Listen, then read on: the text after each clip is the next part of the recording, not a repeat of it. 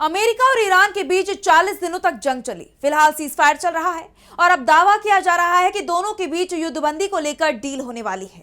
जल्द ही बातचीत के जरिए कोई हल निकल सकता है, लेकिन ईरान ने साफ कर दिया है कि अब कोई भी डील ईरान की शर्तों पर ही होगी। तो क्या पश्चिम एशिया में चल रही जंग खत्म हो जाएगी? जानेंगे इस रिपोर्ट में। अमेरिका और ईरान 2 महीने से ज्यादा वक्त से जंग लड़ रहे हैं। दोनों ही देशों के बीच बातचीत की कोशिशें हो रही हैं, लेकिन अब तक बात नहीं बन पाई है।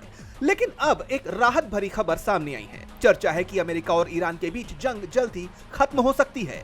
दोनों देशों के बीच एक बार फिर डील को लेकर बातचीत शुरू हो गई है। हालांकि अभी भी ईरान के परमाणु कार्यक्रम को लेकर पेंच फंसा हुआ है।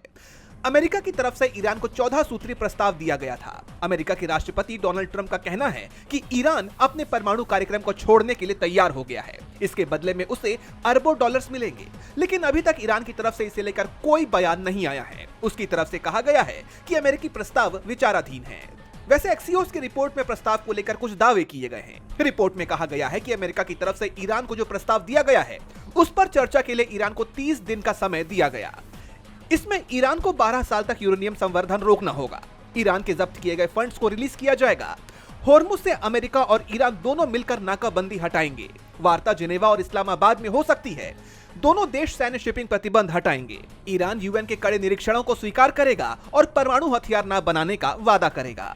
साफ है कि इस फॉर्मूले के जरिए अमेरिका इस जंग से बाहर निकलना चाहता है। वैसे अमेरिका और ईरान के बीच डील हो पाएगी, इसको लेकर भी सवाल बने हुए हैं, क्योंकि ईरान अभी भी अपनी बात पर अड़ा हुआ है। और अब अमेरिकी प्रस्ताव के बाद ईरानी राष्ट्रपति मसूद पेजेश्कियान का बयान आया है। उन्होंने कहा कि अमेरिका ज्यादातर दबाव की नीति अपना रहा है और ईरान से उम्मीद करता है कि वो उसकी एक तरफा मांगों के आगे झुक जाए, जो तेहरान के लिए नामुमकिन है। ऐसे में पश्चिमी एशिया में शांति की उम्मीद तो जगी है, लेकिन जिस तरह से ईरान ने कड़ा रुख अपनाया हुआ है, उसके बाद कुछ भी कह पाना मुश्किल है। डीबी लाइव की रिपोर्ट।